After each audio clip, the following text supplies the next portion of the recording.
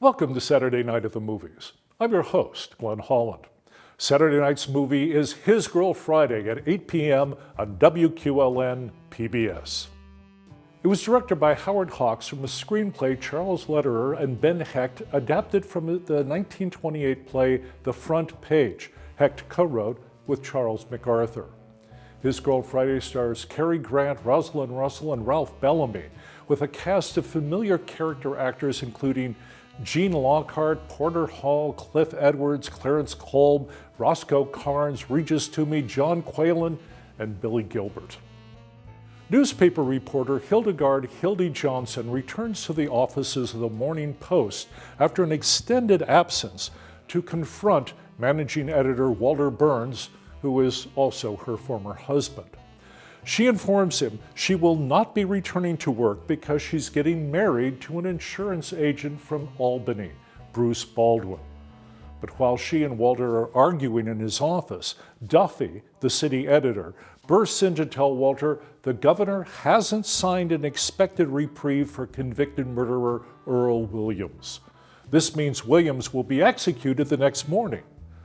Walter tells Hildy the reporter covering the execution is unavailable, and now Hildy is the only one who can interview Williams and write a story that will swing public opinion against hanging him.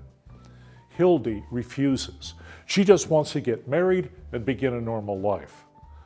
Walter says he wants to meet Hildy's fiancé and invites the two of them to lunch.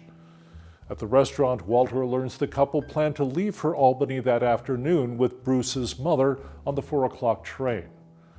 Walter tries again to convince Hildy to write a story about Earl Williams, so Hildy offers him a deal. She'll write the story if Walter agrees to buy a $100,000 life insurance policy from Bruce. Walter agrees.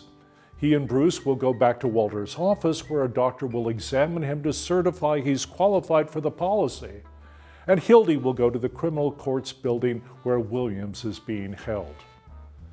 Before she leaves, Hildy makes Bruce give her all the cash he's carrying, $500, all we have in the world, because she's afraid Walter will find some way to cheat him out of it. In the press room at the criminal courts building, a group of jaded reporters are playing cards and filing reports about Earl Williams's upcoming execution. They're all delighted to see Hildy when she comes in. When she tells them she's going to get married and settle down in Albany, they scoff that she'll never be able to give up the newspaper business. Back in Walter's office, the doctor gives him a clean bill of health, and Walter gives Bruce a certified check for $2,500. Certified because Hildy doesn't trust Walter. After Bruce calls Hildy to tell her the good news, she interviews a tired and resigned Williams before encountering Molly Malone, a young woman who has befriended Williams after his arrest. Then Hildy gets another telephone call from Bruce. He's calling from a police station where he's under arrest for stealing a watch. In 1928, a new play written by two former Chicago newspapermen, Ben Hecht and Charles MacArthur, opened on Broadway. It was titled The Front Page and spun a yarn about newspaper reporters on the crime beat covering an impending execution, a jailbreak, and an attempted suicide with an all-pervading miasma of political and personal corruption. Critic Eddie Mueller wrote in 2021, "This perfectly noir premise was delivered as uproarious comedy, thanks to Hecht and MacArthur's ribald, rat-a-tat dialogue, which instantly created a new American archetype, the fast-talking, hard-drinking news hound who'll do anything for a scoop." The Front Page, fast-talking and fast-paced, dared its audience to keep up with it. It was a smashing success and ran for 278 performances.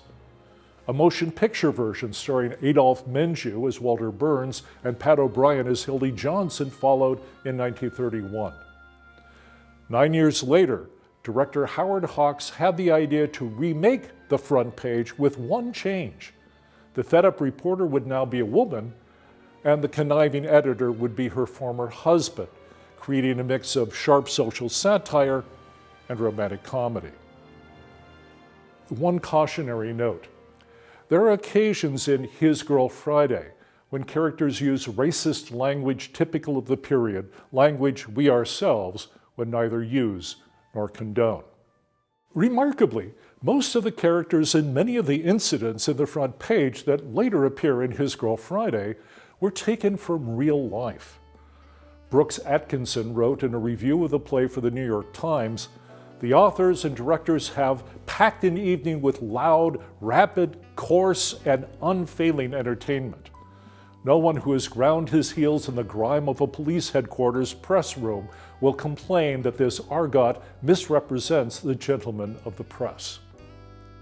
According to the AFI catalog, the idea for His Girl Friday arose when film director Howard Hawks was trying to prove that the front page contained the finest modern dialogue ever written, and he began to read the part of Walter and asked a woman to read Hildy's part.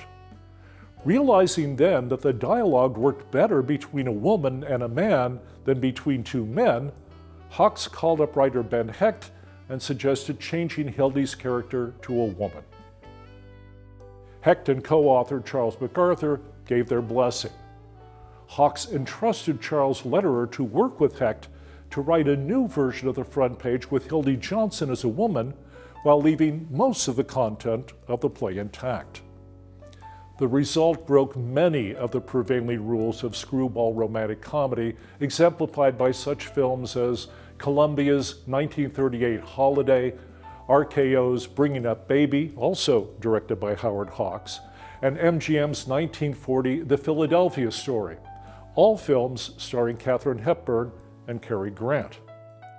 David Thompson claimed in his 2005 book, The Whole Equation, A History of Hollywood, His Girl Friday remains not just the fastest talking romantic comedy ever made, but a very tricky inquiry into love's need for a chase or a dream, and the sharpest pointer to uncertain gender roles.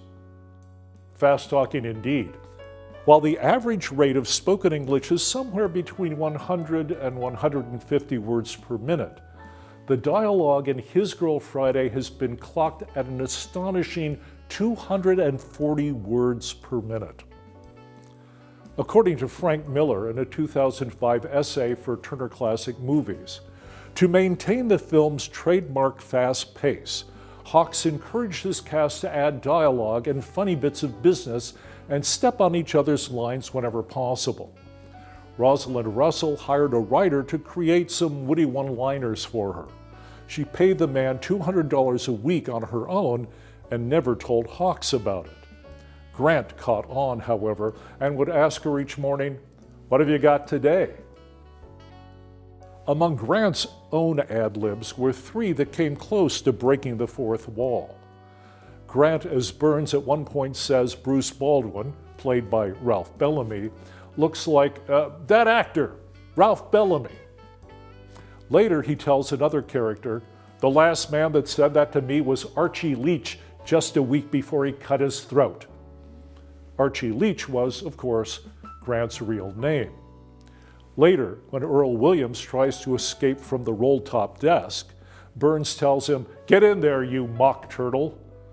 A young Cary Grant had played the role of the mock turtle in Paramount Pictures' 1933 live-action version of Alice in Wonderland. Columbia Studio had Harry Cahn's original choice for Hildy Johnson was Carole Lombard, who'd made a hit for Columbia in Howard Hawks' film comedy 20th Century in 1934. But Lombard had become too big a star in the meantime for Cahn to afford her. The part was later offered and turned down by Katharine Hepburn, Irene Dunne, Jean Arthur, Margaret Sullivan, and Claudette Colbert, and Ginger Rogers. Finally, Rosalind Russell, fresh from MGM's 1939 comedy drama The Women, was chosen to play Hildy. She was understandably uneasy when filming began, especially when director Hawks seemed to have no reaction to her scenes with Grant. But Grant, who knew how Hawks worked, reassured her, if he didn't like it, he'd tell you. His Girl Friday was a hit with critics and audiences. A review in the Boston Globe read, His Girl Friday moves with the dash of a champion sprinter.